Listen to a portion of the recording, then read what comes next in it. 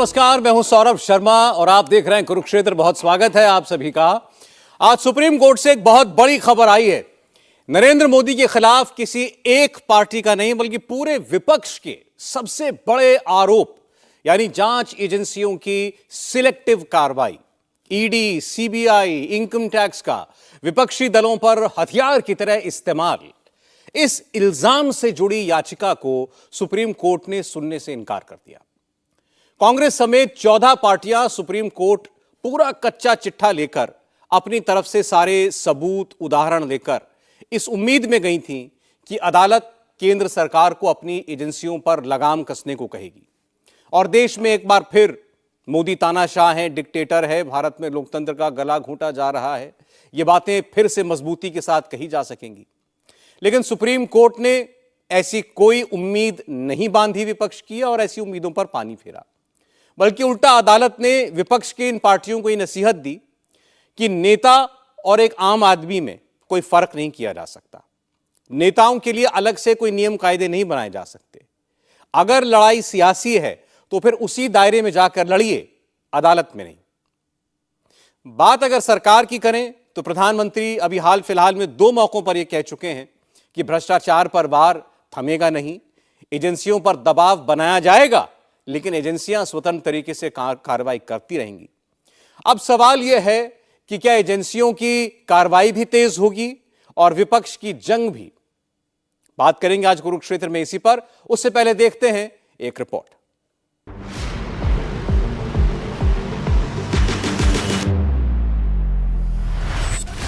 चौदह पार्टियां, राहुल गांधी की पार्टी, अखिलेश यादव की पार्टी, ममता बनर्जी की पार्टी, केसीआर की पार्टी, उद्धव ठाकरे की पार्टी, नीतीश कुमार की पार्टी। इन 14 पार्टियों की एक ही लाइन थी कि जांच एजेंसियों का गलत इस्तेमाल हो रहा है। इतने दिनों से इसी बात पर विपक्षी दलों का हंगामा हुआ, अलग अलग तरीके से प्रदर्शन हुआ। संसद के अंदर भी हंगामा हुआ, संसद के बाहर भी हंगामा हुआ। प्रधानमंत्री मोदी को तानाशाह प्रोजेक्ट किया गया। विपक्षी दलों ने सुप्रीम कोर्ट में याचिका लगाई कि जांच एजेंसियों का गलत इस्तेमाल हो रहा है। विपक्षी नेताओं पर मुकदमे दर्ज किए जा रहे हैं, झूठे केस लगाए जा रहे हैं। पर आज सुप्रीम कोर्ट ने अपने आदेश में साफ कहा कि नेता और पब्लिक के लिए अलग नियम नहीं हो सकते। किसी नेता को वीआईपी ट्रीटमेंट कोर्ट की तरफ से नहीं मिलेगा। सुप्रीम कोर्ट ने कहा कि किसी को खास शिकायत है तो मेरिट के आधार पर उसे डील किया जाएगा। सुप्रीम कोर्ट ने भ्रष्टाचार पर सीबीआई के एक्शन को लेकर अपना रुख साफ कर दिया। कुछ दिनों पहले यानी 3 अप्रैल को प्रधानमंत्री ने भी भ्रष्टाचार को लेकर यही बात सीबीआई के अफसरों से कही थी। प्रधानमंत्री ने कहा था कि किसी को भी छोड़ना नहीं है, चाहे वो कितने भी पावरफुल क्यों ना हो। आज देश में करप्शन के खिलाफ कार्रवाई करने के लिए राजनीति की इच्छा शक्ति में कोई कमी नहीं है। आपको कहीं पर भी हिचकने, कहीं रुकने की जरूरत नहीं है। मैं जानता हूं जिनके खिलाफ एक्शन ले रहे हैं वो बहुत ताकतवर लोग हैं। बरसों बरस तक वो सरकार का, सिस्टम का हिस्सा रहे हैं। संभव है कई जगह किसी राज्य में आज भी विस्तृत सत्ता का हिस्सा हो। बरसों बरस तक उन्होंने भी एक इकोसिस्टम बनाया है। इकोसिस्टम अक्सर उनके काले कारनामों को कवर देने के लिए, आप जैसे संस्थाओं की छवि बिगाड़ने के लिए एक्टिव हो जाता है। एजेंसी पर ही हमला बोल दो, ये लोग आपका ध्यान भटकाते रहेंगे। विपक्षी पार्टियों के सवाल पर आज सुप्रीम कोर्ट ने जो कहा, ये विपक्ष के लिए सबसे बड़े झटके की तरह है। सुप्रीम कोर्ट की तरफ से इनकी याचिका को सिरे से खारिज किया गया है। सवाल यही है कि जांच एजेंसियों के गलत इस्तेमाल की बात करने वाले विपक्ष का अगला कदम क्या होगा। मेहमान हमारे साथ जुड़ रहे हैं, स्वागत करना चाहते हैं तहसीन पूनावाला हमारे साथ जुड़ रहे हैं, राजनीतिक विश्लेषक की भूमिका में हमारे साथ हैं। तहसीन जी स्वागत है आपका। डॉक्टर आशुतोष वर्मा समाजवादी पार्टी से हमारे साथ हैं। डॉक्टर साहब स्वागत है। मोहम्मद तौसीफुर रहमान साहब हमारे साथ जुड़ रहे हैं तृणमूल कांग्रेस से। रहमान साहब, आपका ही स्वागत है। प्रेम शुक्ला जी बीजेपी से जुड़ने जा रहे हैं हमारे साथ, संगीत रागी जी जुड़ने जा रहे हैं हमारे साथ, आरएसएस की बात करते हैं और राजनीतिक विश्लेषक की भूमिका में हमारे साथ रहेंगे। और आपको बता दें कि आज प्रमुख तौर पर जो याचिका थी वो क्या थी और जो इस अदालत ने आज जो कहा उसकी कुछ मोटी मोटी बातें आपके सामने रखते हैं, फिर चर्चा की शुरुआत करते हैं। बाकी मेहमान भी तब तक जुड़ जाएंगे हमारे साथ। याचिका में प्रमुख तौर पर यह कहा गया था कि 2014 के बाद से ट्रेंड ये बन गया है कि ईडी और सीबीआई खास तौर पर ये चुन चुनकर विपक्षी पार्टियों के ऊपर केस दर्ज करती हैं, रेड डालती हैं और अब 95% मामले जो चल रहे हैं इन दोनों एजेंसियों के, उनके निशाने पर विपक्षी दल हैं। इसकी तुलना की गई 2004 से 2014 जब यूपीए की सरकार थी उसके साथ और बताया गया कि तब क्या हालात थे और अब क्या हालात हैं और अब निशाने पर केवल विपक्ष है। इसके बाद यह भी कहा गया इस याचिका के अंदर कि जो विपक्ष है उसका जो बुनियादी अधिकार है, मूलभूत अधिकार है, वो सरकार से असहमति रखना है, सरकार की नीतियों का, सरकार की कार्रवाइयों के प्रति विरोध जताना, यह उसका मूलभूत अधिकार है और उसको डरा धमका कर एजेंसियों के जरिए उस पर दबाव डालकर उसके इस फंडामेंटल राइट का हनन किया जा रहा है। इसके लिए कोर्ट से प्रोटेक्शन मांगी गई थी। यह भी कहा गया था कि अनुच्छेद 21 आर्टिकल 21 जो किसी भी भारत के नागरिक को जीवन और वैयक्तिक स्वतंत्रता का अधिकार देता है, right to life and liberty, जो हर किसी का सबसे मौलिक अधिकार है, कहा गया कि कानून की एजेंसियों का ऐसा दमनकारी इस्तेमाल करके उस मूलभूत अधिकार को भी हमसे छीना जा रहा है। ये सारी बातें कोर्ट के सामने रखी गई थी। अदालत ने 2-3 प्रमुख बातें की। अदालत ने कहा कि आप हमारे पास आए हैं 14 दल मिलकर के, आप हमारे पास कोई स्पेसिफिक केस लेकर नहीं आए जिसके बारे में हम जिसके फैक्ट्स पर जाकर बात कर सकें। आप एक जेनरिक बात लेकर के आए हैं कि एजेंसियों का दुरुपयोग हो रहा है और विपक्ष के खिलाफ इसका बेजा इस्तेमाल हो रहा है। हम किस बिना पर आपकी बातों को एंटरटेन करें? अगर आप हमारे पास कोई केस लेकर के आते हैं या कुछ और मामले लेकर के आते हैं, हम जिनकी मेरिट में जाकर सुनवाई कर सकें, तब तो हम कोई आदेश दे सकते हैं, लेकिन हम कोई जनरल आदेश पारित नहीं कर सकते क्योंकि नेताओं में और आम आदमी में फर्क नहीं किया जा सकता। अब क्या आज सुप्रीम कोर्ट के इस रुख को, विपक्ष की इस बड़ी कोशिश को एक बड़ा झटका माना जाए या नहीं? मैं शुरुआत करना चाहता हूं डॉक्टर आशुतोष वर्मा आपसे। विपक्ष की इस बड़ी कोशिश का, मोदी सरकार को तानाशाही घोषित करने का, और आज अदालत मानिए कि कोई डिक्टेट पारित कर देती या कोई एडवर्स कमेंट करती सरकार के खिलाफ, तो जाहिर है आज पूरा विपक्ष कह रहा होता कि अदालत ने मुहर लगा दी हमारे इस आरोप पर कि ये सरकार डिक्टेटोरियल है। तो आज माने कि सरकार ने आज आपकी कोशिशों को नाकाम कर दिया। धन्यवाद सौरभ जी। नहीं, विपक्ष कभी इस बात की बात नहीं करता है कि सरकार, सुप्रीम कोर्ट ने हमको हरा दिया। जैसे कि मैं अभी आपका एक कैप्शन पढ़ रहा था, हारे 14 विरोधी, जीते मोदी। लेकिन सौरभ जी, मैं थोड़ा सा इससे नाखुश हूं क्योंकि ये कैप्शन थोड़ा बायस टाइप का है, क्योंकि इस पे कभी ऐसा कैप्शन हमने देखा नहीं कि हारे मोदी और जीते विरोधी। उसकी वजह है कि आज जो सुप्रीम कोर्ट ने कहा उस पर आपने व्याख्या कर दी, लेकिन इसी महीने 2 महीने के अंदर लगातार 3 बड़े बड़े केसेस पे सुप्रीम कोर्ट ने केंद्र सरकार को डांट लगाई है। आज ही जो है सुबह सुबह सुप्रीम कोर्ट ने मीडिया वन मामले में, केरल सरकार की जो मीडिया वन मामले में है, उसमें केंद्र सरकार को डांट लगाई और यहां तक बोला कि आप मीडिया की स्वतंत्रता को हनन करना चाहते हैं, और हाईकोर्ट के उस फैसले को पलटा जिसमें केंद्र सरकार ने मीडिया वन चैनल को बैन कहा। साथ में 27 मार्च को, मतलब अभी 1 हफ्ते पहले, हाथरस के केस में भारतीय जनता पार्टी की उत्तर प्रदेश सरकार को डांट लगाई, जहां हाथरस रेप के विक्टिम को, परिवार को एक नौकरी और दूसरी जगह शिफ्ट होने की बात हाईकोर्ट इलाहाबाद ने कही थी। उसके खिलाफ जब बीजेपी सरकार ने याचिका डाली तो सुप्रीम कोर्ट ने कहा कि आपको ऐसी याचिका दायर ही नहीं करनी चाहिए थी, ये बहुत ही गलत है। तीसरा केस अदानी के मामले में, उन्होंने, सुप्रीम कोर्ट ने साफ से कहा कि अदानी के मामले में जो भी केस की जांच होगी वो ट्रांसपेरेंसी रखी जाएगी और बंद लिफाफे में कुछ नहीं होगा, जैसा कि केंद्र सरकार चाहती है। ठीक। तो तब ये कैप्शन कभी नहीं आ रहे थे कि हारे मोदी और जीते विरोधी। और आज क्या हुआ, एक प्रोसीजरल स्पेसिफिकेशन किया गया सुप्रीम कोर्ट ने। उन्होंने कहा कि हम जनरल वर्डिक्ट किसी पे नहीं दे सकते हैं, आप एक स्पेसिफिक केस लेके आइए, उसकी मेरिट देखेंगे, उसकी मेरिट कहां है, डीमेरिट कहां है, कहां गड़बड़ी हुई ऐसी कंपनियों की, और अगर गड़बड़ी हुई है तो हम उसके खिलाफ केस उठाएंगे। लेकिन जेनरिक स्टेटमेंट हम नहीं दे सकते हैं, और 14 पार्टियों का कोई एक ऐसा कोई पॉलिटिकल इम्यूनिटी नहीं दे सकते हैं कि कोई भी एजेंसी अपना काम करने से रोके। तो मुझे लगता है कि एक प्रोसीजरल स्टेटमेंट था, और कहा कि आप ऐसी याचिका अपनी वापस ले, खारिज नहीं की। इस पे विपक्ष की तरफ से मनु सिंघवी ने अपनी याचिका वापस ले ली ससम्मान। तो मुझे लगता है सौरभ जी, इसको इस तरीके से देखना चाहिए कि आप अगर स्पेसिफिक केस लेके विपक्ष जाएगा तो सुप्रीम कोर्ट उसकी सुनवाई करेगा। नहीं, वो बात आपकी ठीक है, लेकिन जो याचिका थी वो भी अपने आप में बड़ी लोडेड याचिका थी डॉक्टर आशुतोष। कई एनेक्स्चर्स दिए गए थे, कई उदाहरण दिए गए थे। यूजुअली जो पॉलिटिकल आरोप आप लोग राजनीतिक मैदान में लगाते हैं वो सारे उस याचिका के अंदर लगाए गए थे।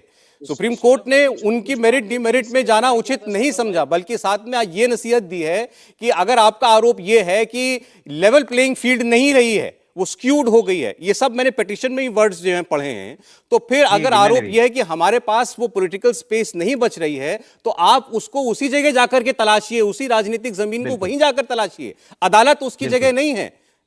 बिल्कुल बिल्कुल आपकी इस बात से मैं सहमत हूं। और उन्होंने एक तरीके से नसीहत दी कि जो पॉलिटिकल स्पेस खत्म हुई है वो पॉलिटिकली तरीके से ली जा सकती है। अगर आपके ऊपर लगता है किसी व्यक्ति विशेष के ऊपर कोई ईडी या सीबीआई जबरदस्ती, देखिए विपक्ष की बात क्या थी कि लगभग 600 से ज्यादा ऐसे केसेस हो चुके हैं और कन्विक्शन सिर्फ 22 हुए हैं। इसका मतलब राजनीतिक दबाव के तरीके से यूज हो रही है। प्रोसेस ये था कि क्या इन पे पॉलिटिकल दबाव है या नहीं है, ये केस नहीं था। ये था कि उनका मिसयूज हो रहा है, डेमोक्रेसी डाई हो रही है। लेकिन सुप्रीम कोर्ट ने कहा ये स्पेसिफिक अगर कोई केस होता है हम उसकी सुनवाई करेंगे। पॉलिटिकल एंगल आपका कम हो रहा है, पॉलिटिकल एंगल आपको बढ़ाना है तो आप जनता के पास जाइए, आपका वो स्थान है। तो ये एक नसीहत है कि आपको जो काम है वो करिए। लेकिन मुझे ये कहीं से नहीं लगता है कि जीते मोदी और हारे विरोधी, ये कहीं से एक्सप्लेन नहीं चलिए, होता है। आपको ये कहीं से भी विपक्ष के लिए कोई झटका नहीं महसूस होता, या विपक्ष की जो लड़ाई है एजेंसियों के दुरुपयोग को लेकर के, उसमें कहीं कोई आपको कोई प्रहार पहुंचा है, ऐसा आपको महसूस नहीं होता? हमारे साथ जुड़ गए प्रेम शुक्ला जी। प्रेम शुक्ला साहब, आप सुन रहे थे डॉक्टर आशुतोष वर्मा को। उनका कहना है कि एजेंसियों का दुरुपयोग तो हो रहा है, और आज सुप्रीम कोर्ट में जो हुआ एक प्रोसीजरल बात है। सुप्रीम कोर्ट ने कहा है आप स्पेसिफिक मामले लेकर के आइए, हम आगे देखेंगे क्या करना है। लेकिन दुरुपयोग का मामला ये क्या सुप्रीम कोर्ट के सामने रख सके, पब्लिक फोरम में कहीं ये दुरुपयोग का आपको सिद्ध कर सके हैं? तो नहीं कर सके हैं। तो कल्पना के आधार पर आप जो हैं राजनीतिक दलों के नुमाइंदों को भ्रष्टाचार करने की छूट नहीं दे सकते। सुप्रीम कोर्ट जो है कोई इस तरह का विशेष वर्ग घोषित नहीं कर सकता कि इस विशेष वर्ग को भ्रष्टाचार के विरोध में चलने वाले मामलों से मुक्ति दे दी जाए या भ्रष्टाचार करने के लिए उसको अभयारण्य प्रदान कर दिया जाए। इस तरह की व्यवस्था सुप्रीम कोर्ट चलाने के बिल्कुल विरोध में है। यही सुप्रीम कोर्ट का निर्णय है। जहां तक बात रही आशुतोष जी की और विपक्ष की, तो विपक्ष तो आदरणीय नरेंद्र मोदी जी के समर्थन में 303 लोकसभा सीटों का जनादेश प्राप्त होने के बाद भी ये नहीं कहता कि हम पराजित हो गए। वो तो जो है जब सुप्रीम कोर्ट रफाल के मामले में क्लीन चिट दे देती तब भी कहता है कि सुप्रीम कोर्ट ने कौन सा मोदी सरकार को क्लीन चिट दे दी है। जब सुप्रीम कोर्ट को मिसकोट करके झूठ बोलकर नाक रगड़ के माफी मांगकर आने के बाद भी राहुल गांधी और उनके समर्थक कहते हैं हमने कहा माफी मांगी, तो विपक्ष को तो गिरे फिर भी टांग ऊपर की एक जो मुंबईया कहावत है उसको जो है स्वयं साकार करने पर विपक्ष आमादा है। सत्य तो यही है कि 14 दल जो हैं वो जांच एजेंसियों की धार को सुप्रीम कोर्ट से खुद करवाने के इरादे से गए थे, लेकिन सुप्रीम कोर्ट ने ये पहचान लिया कि उनका इरादा भ्रष्टाचार के मामले में किसी प्रकार के पक्षपात को समाप्त करने का नहीं है, बल्कि भ्रष्टाचारियों के लिए कवच प्राप्त करने का एक प्रयास है। उसने कवच देने से इनकार कर दिया। अब इनको जो है भ्रष्टाचार के तमाम जो मामले हैं उसमें जो ये बारंबार सीबीआई और प्रवर्तन निदेशालय पर आए दिन छींटाकशी करते थे, उसके लिए अब कोई अवसर शेष नहीं छोड़ा है। ठीक ठीक। डॉक्टर रहमान, देखिए आपने बीजेपी को यह कहने का मौका तो दे ही दिया कि अब तो सुप्रीम कोर्ट ने भी आपकी बात सुनने से इनकार कर दिया भ्रष्टाचार के मामले पर।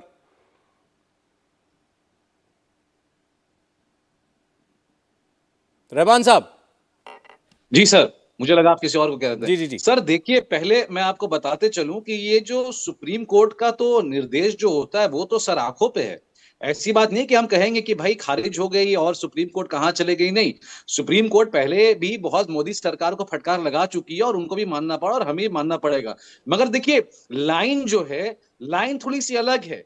क्या हम सारे चोर हैं कि वहां माफी मांगने गए थे कि आप हमें अलग तरीके से पेश कराइए? नहीं, सुप्रीम कोर्ट ने सही कहा कि आम जनता और नेता के बीच में कोई पक्षपात नहीं होनी चाहिए। जो पक्षपात एक्चुअली सेंट्रल गवर्नमेंट अपने लोगों के साथ कर रहा है। हम बस इतना ही कहना चाहते हैं कि अगर कानून है और आर्टिकल्स है, संविधान है, जमहूरियत डेमोक्रेसी है, तो दोनों आंख को एक साथ देखिए। आप एक आंख से लोगों को मत देखिए। मैं आपको एग्जांपल देना चाह रहा हूं, हेमंत बिस्वास जी और शुभेंदु अधिकारी जी, उनको भी चोर कहा जाता था, उनके ऊपर भी ईडी का मामला चल रहा था, उनके ऊपर भी सारे मामले चल रहे थे। ठीक है। आज क्या हुआ? आज देखिए, आज वो वॉशिंग मशीन में चले गए। आज वो एक बहुत ही सही सरोकार, एक मौलाना पंडित के रूप में बंगाल में रह रहे हैं। आज वो नीट एंड क्लीन हो गए हैं। इसी चक्कर में बोला जा रहा है कि अगर आपको कार्य करना है तो आप दोनों पक्ष को देखिए और दोनों आंखों से देखिए, एक आंख से मत देखिए। आज ये कैसी बात हो रही है कि बंगाल में, असम में, उड़ीसा में जो जो अपोजिशन में बैठा है उनके घर में ईडी जा रहा है, पर जो मुख्य आरोपी है उसके घर में ईडी तो बहुत दूर की बात है, उसके घर में जनरल डायरी नहीं हो रही है। इसलिए सुप्रीम कोर्ट का दरवाजा ठकठकाया गया था। जी। मगर ऑनरेबल सुप्रीम कोर्ट का जो निर्णय है वो हमारे सर आंखों में है। उन्होंने बहुत सही कहा, इसी को तो डेमोक्रेसी कहते हैं। अब हम हाथरस के कांड के तरह एक नया प्लीड नहीं देने वाले कि भाई इसको भी हम कुछ दे देंगे। मोदी सरकार ने करप्शन सिखा दिया है, करप्शन एट इट्स पीक। इसके नीचे कोई आने वाला ही नहीं है। जो इंसान 2014 में 609 में था, आज वो 2 नंबर में है। इससे बड़ा करप्शन कहां हो सकता है? और मैं सुप्रीम कोर्ट को बधाई देना चाहता हूं कि उन्होंने बहुत सटीक और सही बात कहा कि बंद लिफाफे में केस नहीं होना चाहिए, खुले लिफाफे में केस होना चाहिए, बंद दरवाजे में नहीं होना चाहिए। सौरभ भाई, मैं जाते जाते जल्दी से एक बात कह दूं। बात प्रॉब्लम यहां ये हो रही है कि जब ईडी आपको अपने मोहल्ले से बेइज्जत करते हुए ले जाता है और उनके पास कोई प्रमाण नहीं होता है, चार्जशीट दायर नहीं होता है, 3-3 साल बैठा दिया जाता है। प्रॉब्लम यहां है। प्रॉब्लम यहां नहीं है कि आपने चोरों को पकड़ा। बेशक चोर को आज पकड़िए, कल भी पकड़िए और ताउम्र पकड़िए। क्या मोदी अकेले हैं कि जो करप्शन के अगेंस्ट लड़ने आए हैं? 1947 से लेके 2014 से पहले कोई करप्शन से नहीं लड़ा। पहले तो आप ये तय 55 करिए, लाख क्या करोड़ मोदी की जो- करप्शन से लड़ रहे हैं या नहीं लड़ रहे हैं?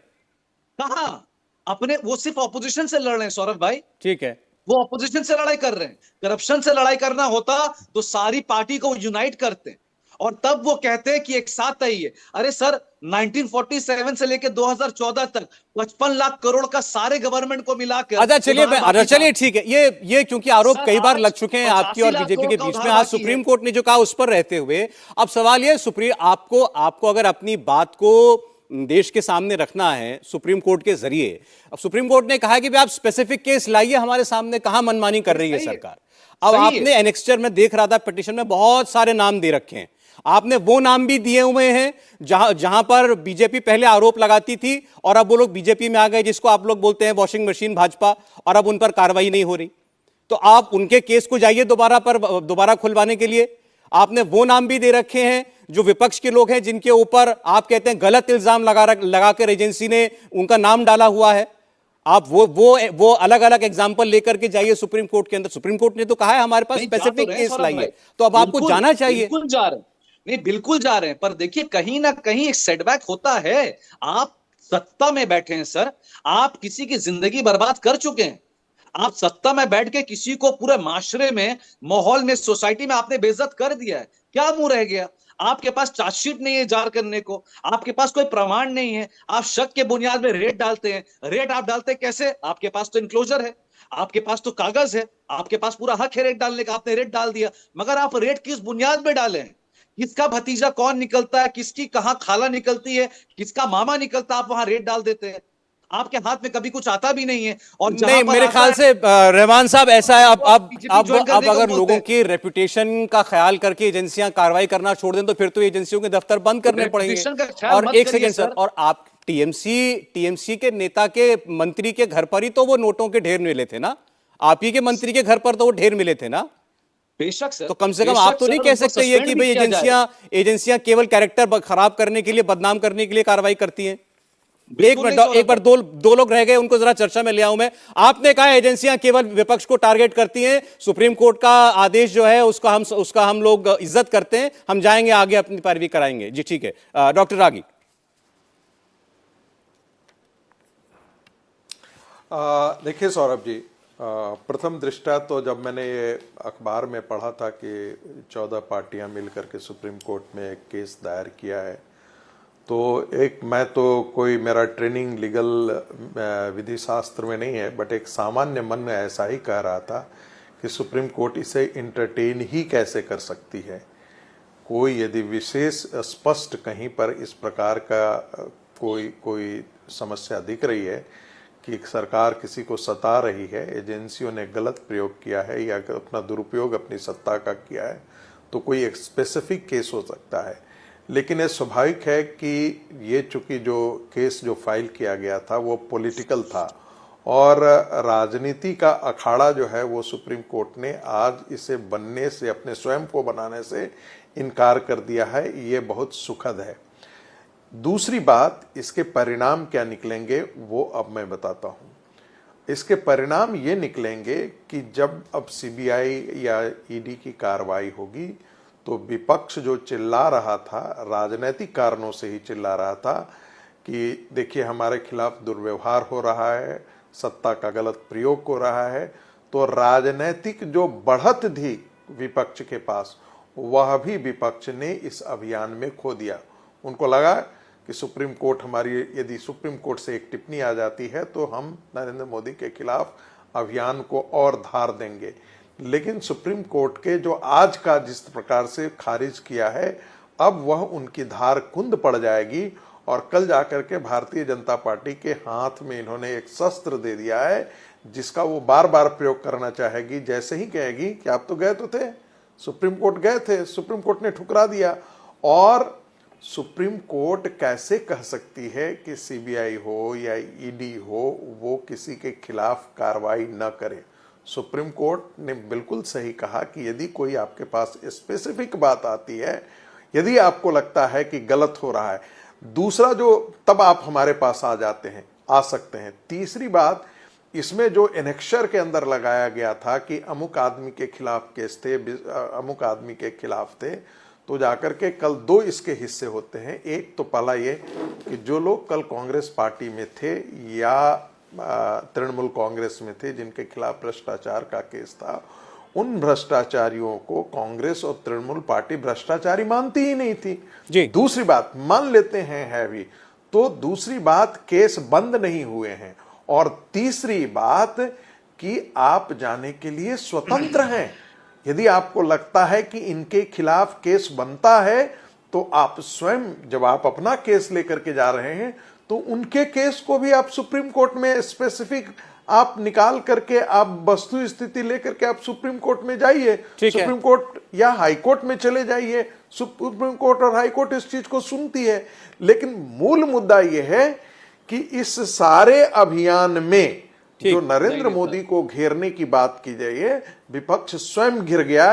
इसीलिए आपका ये जो आपने पॉलिटिकल बात की कि इस पॉलिटिकल लड़ाई के अंदर मोदी सरकार को घेरने की जो कोशिश थी, एजेंसियों के दुरुपयोग के आरोप को लगा करके, वो हथियार क्या विपक्ष के हाथ से निकल गया है। इस पर हम तहसीन में आपके पास आता हूं, बड़ा इंतजार आपको मैं करा रहा हूं, एक ब्रेक लेना मजबूरी है, इसके बाद शुरुआत आपसे, बहुत छोटा सा ब्रेक, जल्द लौटते हैं। तहसीन पूनावाला साहब, ब्रेक से पहले जो बात प्रोफेसर संगीत रागी ने कही कि क्या आज के सुप्रीम कोर्ट की कार्रवाई के बाद विपक्ष के हाथ से एक बड़ा हथियार निकल गया। बीजेपी हर बार जब विपक्ष आरोप लगाएगा कि एजेंसियों का इस्तेमाल केवल विपक्ष के खिलाफ हो रहा है या दबाया जा रहा है, आज सुप्रीम कोर्ट की बात याद दिलाएगी बीजेपी। सौरभ जी, अधिकतर तो मैं संगीत रागी जी से इत्तेफाक नहीं रखता हूँ, ये तो आप जानते हैं, लेकिन आज उनकी अधिकतर बातों से इत्तेफाक मैं आपको बताता हूँ। इसमें कोई दो राय नहीं है, no doubt in my mind कि एजेंसीज का दुरुपयोग हो रहा है।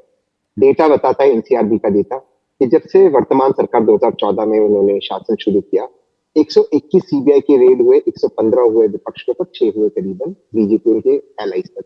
ईडी के 115 रेड हुए, 109 हुए विपक्ष के ऊपर और 5 या 6 हुए बीजेपी और उनके एलाइज पे। ईडी का कन्विक्शन रेट 0.5% है। माननीय सुप्रीम कोर्ट के रिटन जजमेंट के बाद कि ईडी डायरेक्टर का टेन्योर नहीं बढ़ाया जाएगा, उसी ईडी डायरेक्टर का टेन्योर बढ़ाया जाता है। 12 विपक्ष के सांसदों को, एमपीज को सस्पेंड करके बढ़ाया जाता है। देयर इज नो डाउट कि इन एजेंसीज का दुरुपयोग है। लेकिन जो संगीत रागी जी कह रहे, बिल्कुल सही कह रहे हैं। जब ये मैंने पिटीशन पढ़ा, मैं एक बहुत सीनियर लॉयर के साथ बैठा हुआ था, जिनका इंटरव्यू आपने लिया है सौरभ जी, वो पिटिशन जैसे ही मेरे ट्विटर पर आया, वो सीनियर लॉयर मैंने बात की कि पिटिशन खारिज हो जाएगा, क्योंकि आप सुप्रीम कोर्ट में जनरल डायरेक्शंस के लिए कैसे जा सकते हो? देखिए, सीबीआई दिल्ली पुलिस के अधीन आते हैं, उस कानून के अधीन आता है, ईडी कानून के अधीन आता है। आप स्पेसिफिक चार्जेस ले जा सकते हो कि हमारे ऊपर ये गलत चीज हुआ, जैसे संजय राउत पर हुआ था वगैरह। आप एक जनरल डायरेक्शंस कैसे कोर्ट को कह सकते हो कानून के ऊपर दे? या तो कानून को आपको स्ट्राइक डाउन करना होगा, तो ये तो होगा नहीं। आर्टिकल 14 का उल्लंघन है, article 14 is right to equality, उसका उल्लंघन है, तो कोर्ट कर ही नहीं सकता है। ये basic structure of the constitution है। ये कौन एडवाइस देता है? मेरी समझ में नहीं आता ये एडवाइस कौन देता है, लीगल एडवाइस देता है। ये एक पॉलिटिकल लड़ाई है। देखिए सौरभ जी, पॉलिटिकल लड़ाई पॉलिटिकली लड़ी जाएगी। अब मैं वकीलों की बात नहीं करना चाहता तहसीन साहब, लेकिन देश के एक और बड़े नामचीन वकील जो हैं कांग्रेस पार्टी के, वो एक केस प्लीड कर रहे थे। नहीं, वो मैं इंडिविजुअल्स में नहीं कह रहा हूं, मैं पॉलिटिकल जो लड़ाई है। मेरी दरख्वास्त दोनों पॉलिटिकल पार्टी से, कांग्रेस और बीजेपी से, पॉलिटिकल लड़ाई पॉलिटिकली लड़िए, कोर्ट में लड़ना बंद कीजिए। हर छोटी बात के लिए पॉलिटिकल पार्टी, सिर्फ कांग्रेस नहीं, बीजेपी भी 2G मामले में कोर्ट चली गई। यहाँ जितना आप पॉलिटिकल लड़ाई कोर्ट में लड़ोगे, उतना देश में लोकतंत्र का नुकसान होगा। पॉलिटिकल लड़ाई सड़क पे लड़िए, पॉलिटिकल लड़ाई पार्लियामेंट में लड़िए। पॉलिटिकल लड़ाई कोर्ट्स में नहीं लड़ना चाहिए। ये आज कोर्ट ने भी कहा, बट ये एक सेंसिबल चीज है, लड़ाई बंद होनी चाहिए पॉलिटिकल लड़ाई, दूसरी चीज। देखिए, इस देश के अंदर बहुत सारी चीजें हैं जो वर्तमान सरकार के आने के बाद, जिसपे हमें सोचना चाहिए कि इसमें रिफॉर्म हम कैसे से करें जब अगली सरकार आए। उस मुद्दे को आप आवाम के सामने, जनता के सामने ले जाइए कि अगर हम सरकार में दोबारा से आते 2024 में, हम सीबीआई को इंडिपेंडेंट कर देंगे, वो सरकार के अधीन नहीं, पार्लियामेंट के अधीन आएगी। ईडी को इंडिपेंडेंट करेंगे, ईडी के डायरेक्टर चूज करने में लीडर ऑफ ऑपोजिशन की भूमिका होगी, एक सुप्रीम कोर्ट जज की। आप सोल्यूशन दीजिए जनता को, तब जनता आपको सिलेक्ट करेगी। अगर आप सोल्यूशन नहीं देंगे, सिर्फ विक्टिम कार्ड खेलेंगे, मीडिया को गाली देंगे, मैं आपको बता रहा हूं सौरभ जी, पब्लिक आपको रिजेक्ट करेगी। ये गलत मूव था, ये पिटीशन हो ही नहीं सकता, और इसमें कोई सुप्रीम कोर्ट की गलती नहीं, सुप्रीम कोर्ट का जजमेंट सही है इसके। अब आप देखिए कि इस पिटीशन में और क्या कहा गया था। इस पिटीशन में यह कहा गया था कि ये 14 पार्टियां मिला करके देश की 42% इलेक्टोरेट यानी वोटर को रिप्रेजेंट करती हैं, और अगर ये 14 पार्टियां प्रभावित हो रही हैं, मतलब वो 42% लोग प्रभावित हो रहे हैं, ये तर्क दिया गया था। और यह कहा गया कि देश में लोकतंत्र बचा कहां, प्रेम शुक्ला जी, अगर नेता सिर्फ केस ही लड़ रहे हैं तो लोकतंत्र तो खत्म हो गया। देखिए, लोकतंत्र इसी बात से सिद्ध हो रहा है कि आपको सर्वोच्च न्यायालय में फ्रिवलस पिटीशन डालने का भी अधिकार है। भाई, सुप्रीम कोर्ट यही कह रहा है कि आप जो पिटीशन लेकर आए हैं वह पिटीशन स्वीकार करने योग्य नहीं। क्यों नहीं योग्य है? क्योंकि आप भ्रष्टाचार के विरुद्ध राजनेताओं को एक कवच प्रदान करके विशेष वर्ग के रूप में मान्यता नहीं प्रदान कर सकते हैं। और कुछ लोग जो हैं वो इतने अहंकार में चूर हैं कि उनको लगता है कि वो संविधान से भी ऊपर हैं, कानून से भी ऊपर हैं, वो भ्रष्टाचार कर लें तो तब भी उनको सदाचारी मानिए और उनकी पूजा कीजिए। तो ये जो परंपरा है उसको खंडित किया है।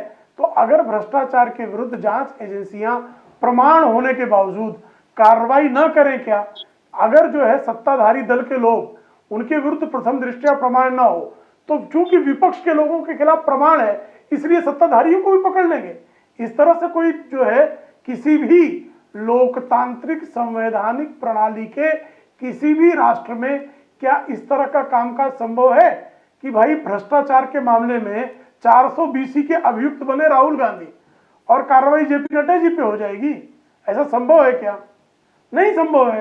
तो राहुल गांधी अगर नेशनल हेराल्ड के मामले में गबन करेंगे तो 400 BC के अभियुक्त अदालत उन्हीं को बनाने का आदेश देगी।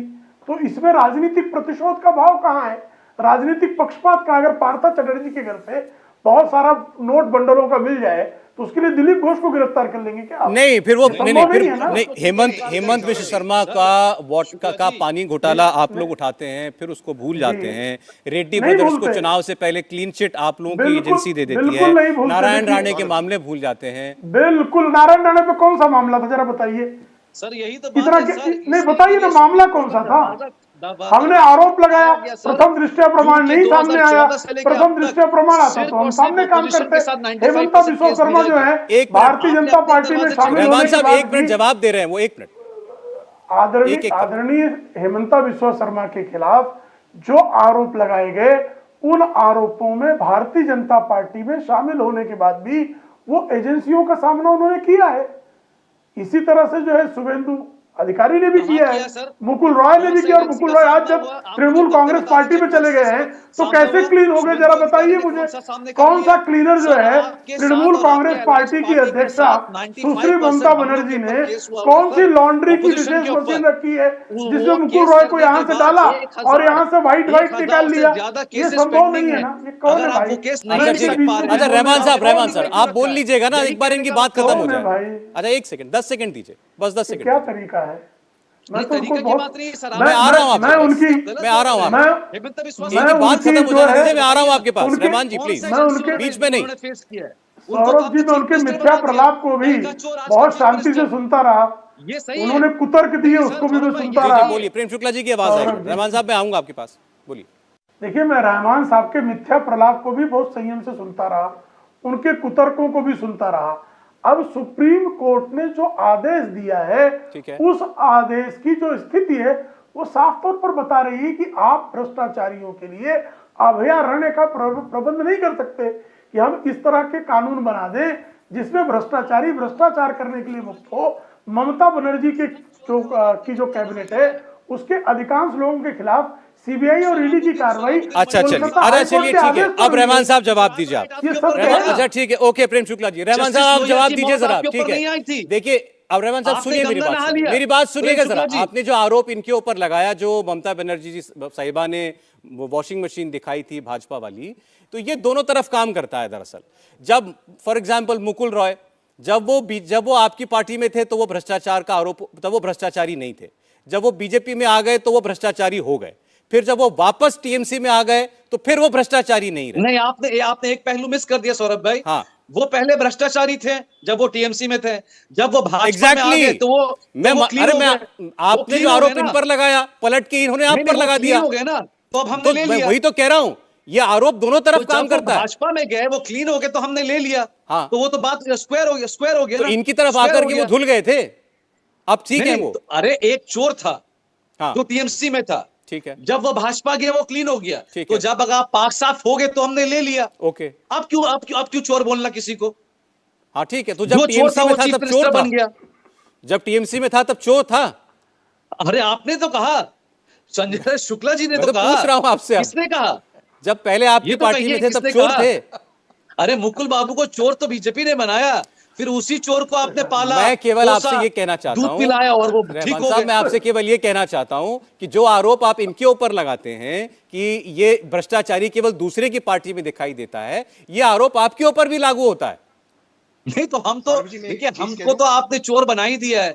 हमारे ऊपर तो ईडी है, इतने सारे केसेस हैं। अब मुझे ये जानना है कि जिस बंदे के ऊपर केस है, आप टारगेट लगा के रखिए उनके ऊपर, सबकी शक्ल याद रखिए। अब देखिए ये बीजेपी कब ज्वाइन करते हैं, ये गंगा नहाने दिल्ली कब जाते हैं। अच्छा ठीक है, एक बार ठीक है, डॉक्टर आशुतोष कुछ कहना चाह रहे हैं, बड़ी देर से खामोश है जी। बोलिए डॉक्टर साहब। सौरभ जी एक लाइन देखिए, सौरभ जी पहले तो ये बता दूं कि ये जो भारतीय जनता पार्टी के प्रवक्ता हैं पूरे मैटर को ही अलग तरीके से समझाने की कोशिश कर रहे हैं।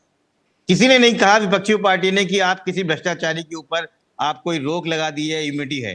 केस क्या था? केस था कि जिस प्रकार से ईडी और सीबीआई काम कर रही है, जिस प्रकार से पिछले 8 सालों में 93% केस अपोजिशन पे हैं, उस पे ट्रायल होने से पहले जो अरेस्ट है उसके लिए बेल मिलनी चाहिए।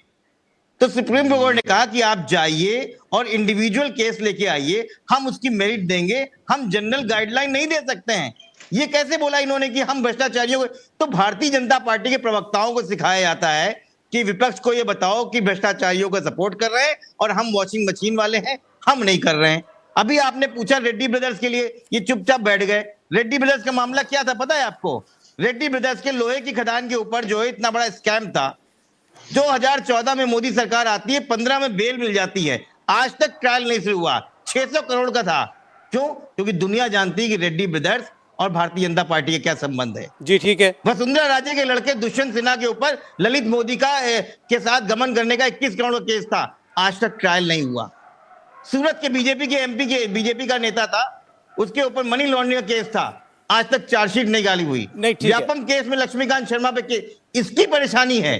परेशानी इस बात की नहीं है कि आप भ्रष्टाचार को रोकने के लिए और क्या रोकने के लिए, आप कौन सा भ्रष्टाचार रोक रहे हैं? डॉक्टर आप आशुतोष तो देखिए, खत्म कर रहे ये हैं। बात चर्चाओं में कई बार उठती है और बीजेपी अक्सर इस बात को कहती है। अभी तहसीन पूनावाला कह रहे थे कि 2G मामले जैसे थे, ये सब मामले अदालतों में नहीं जाने चाहिए, पॉलिटिकल लड़ाई पॉलिटिकली लड़िए। लेकिन ये सब मामले जो आप गिना रहे हैं, ये सब मामले कहते हैं आप अदालतों में लेकर के जाइए, कोर्ट्स में लेकर के जाइए, बीजेपी के जितने लोग आपको लगता है गलत है लेकर के जाइए, एक एक आदमी का मामला। भाई ऐसा नहीं है कि पॉलिटिकल पार्टियां एक्टिविस्ट के तौर पर काम नहीं करती हैं, लोगों को लेकर जाती है अदालतों में। ये मैं इस बात से बिल्कुल सहमत हूं कि मैं कहता हूं कि सुप्रीम कोर्ट ने नसीहत दी है कि आप इंडिविजुअल केसेस लेके आइए, हम उस पर बात करेंगे, लेकिन हम एक जनरल गाइडलाइन नहीं दे सकते हैं कि हम अग्रिम जमानत दे दे या उसके करने से पहले जमानत दे दें। अब देखिए इस अब जो अपील आप लोगों ने की थी, कभी नहीं सौरभ जी, बात इसकी कभी थी नहीं कि आप केस ना चलने दीजिए, आप उसके ऊपर ये क्या कहते हैं कि आप बात ही ना कीजिए।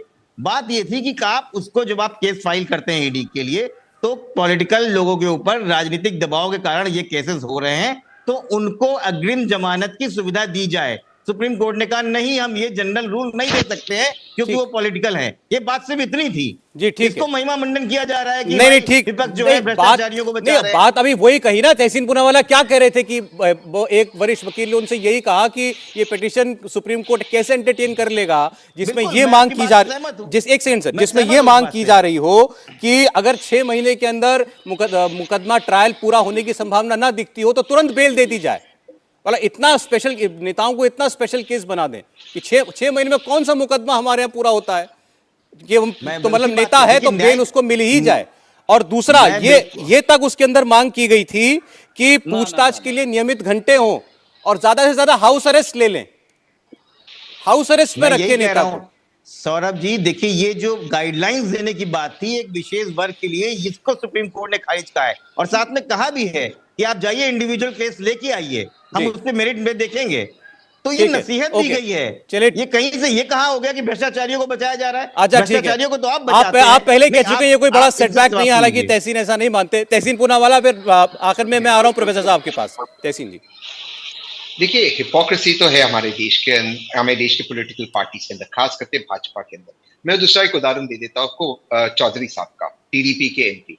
2022 में, ज्यादा समय की पहले की बात नहीं, 2022 में भाजपा ने आरोप लगाया कि इनके पास पैसे विदेश से आ रहा है, देश की टेररिज्म का पैसा है, ड्रग्स का पैसा है और ये गफन कर रहे हैं। आज वो भाजपा के अंदर एक सम्मानित मेंबर ऑफ पार्लियामेंट है, आज इंक्वायरी नहीं हो रही। ये नहीं है, सवाल क्या हो रहा है कि ये जो एजेंसीज है, ईडी वगैरह, सीबीआई, ये जब भाजपा नेताओं पर केस रजिस्टर होता है, इनको अरेस्ट नहीं करते, इन पे कार्रवाई नहीं होती। हेमंत बिस्वा शर्मा जी को एक बार बुलाया गया था पूछताछ के लिए, उसके बाद उनको विटनेस बनाया गया। शिवराज सिंह चौहान जी के केस के अंदर व्यापम में जब हम लोग कोर्ट गए थे, 6 बच्चों ने आत्महत्या की, आत्महत्या। कभी कौन से मिनिस्टर को आपने बुलाया? उसी के तुलना में मनीष सिसोदिया जेल के अंदर है। ये हो रहा है कि जो व्यक्ति भाजपा में आ रहा है, एजेंसीज उन पे एक्ट नहीं करती। ये नहीं हो रहा कि केस उन पे विड्रॉ करती है, ये आरोप नहीं है। एजेंसीज तलवार उन पे लटकती है लेकिन उन पे कोई कार्रवाई नहीं होती है। अब मैं आपको एक बहुत अजीब केस लगाते अपनी बात समाप्त करता हूं, अजीत पवार का। एक बहुत अजीब केस है, प्रेम शुक्ला जी जानते होंगे। अजीत पवार जी पे फडणवीस जी इल्जाम लगाते, कहते इन्होंने 70,000 करोड़ का घपला किया। एजेंसी ईडी इन पे केस चालू करती, वही अजीत पवार जी फडणवीस जी के साथ आते, ईडी इन्वेस्टिगेशन नहीं करती। आज अजीत पवार जी दोबारा से एनसीबी में चले गए, अभी दोबारा से वेट करना शुरू कर दिया। ये कैसे होता है एजेंसी? चलिए, अच्छा ठीक है, आप मुकुल रॉय की तरह आते बीजेपी में आपका केस रुक जाता है, ये नहीं है। अच्छा ठीक है, रागी साहब आपको अपनी बात थोड़ा शॉर्ट में कहनी पड़ेगी, मैं भी चाहता हूं समय कम है। कम से कम ये तो सिलसिला बंद होना चाहिए ना कि नेता इधर से उधर हो तो फाइल भी इधर से उधर हो जाती है। एजेंसियों की नजर में गुनहगार और दोषी का और निर्दोष का फर्क भी मिटने लगता है। देखिए सौरभ जी, मुझे नहीं लगता है कि कोई भी इतना बड़ा दूध का धुला हुआ है कि आप अपने ही घर में अपने ही लोगों को अरेस्ट करें, ऐसा होता नहीं है। सामान्यतः यह मर्यादा तो यही स्वीकार करता है कि वैसी ही होनी चाहिए। ये अच्छा कहा। लेकिन ये सवाल बहुत वाजिब बन जाता है, बहुत वाजिब सवाल बनता है, क्या कांग्रेस पार्टी के अंदर क्या इतनी हिम्मत थी मनमोहन सिंह की सरकार के अंदर कि जो नेशनल हेराल्ड का केस था वो उस केस को वो आगे बढ़ाती, राहुल गांधी और श्रीमती सोनिया गांधी के खिलाफ नहीं बढ़ाती? क्या था जो वाड्रा के जो इन्वायरमेंटली प्रोटेक्टेड जोन था उसमें उनका फार्म हाउस बना तो उसके खिलाफ क्या कार्रवाई नहीं बढ़ाता? उसको छोड़ दीजिए, दूसरे लोगों को ही लेकर के जाना होता है। तो यदि आपको लगता है कि भारतीय जनता पार्टी के लोग इस ऐसे धंधे में शामिल हैं तो आप लेकर के जाइए ना। ठीक है। 8 साल की लेकिन और एक बात बता दूं, 8-9 साल के नरेंद्र मोदी के शासन में एक भी भ्रष्टाचार का आरोप आप लोग लगा नहीं पाए हैं, और जब लगाए हैं तो अतिरेक और व्यंजना में लगाए हैं, उसके लिए आपको माफी मांगनी पड़ी है। ठीक। तो रागी ये साहब भी माफी आप चाहता हूं, संभल बीच में करके रोक रहा हूं, देखिए, बिल्कुल समय नहीं प्रधानमंत्री है ने मेरे बहुत पास, बड़ी खुली लेकिन घोषणा आज कर दी है। का गलत सुप्रीम बयान कोर्ट बयान का जो फैसला है बड़ा अहम है। बहुत धन्यवाद आप लूंगा, प्रेम शुक्ला जी, संगीत रागी जी, तहसीन पूनावाला जी, डॉक्टर आशुतोष वर्मा और मोहम्मद तौसीफुर रहमान साहब, बहुत शुक्रिया। कुरुक्षेत्र में आज बस इतना ही। इंडिया टीवी हर वक्त हर जगह डाउनलोड करने के लिए सर्च करें India TV news Google play store या ऐप स्टोर पर।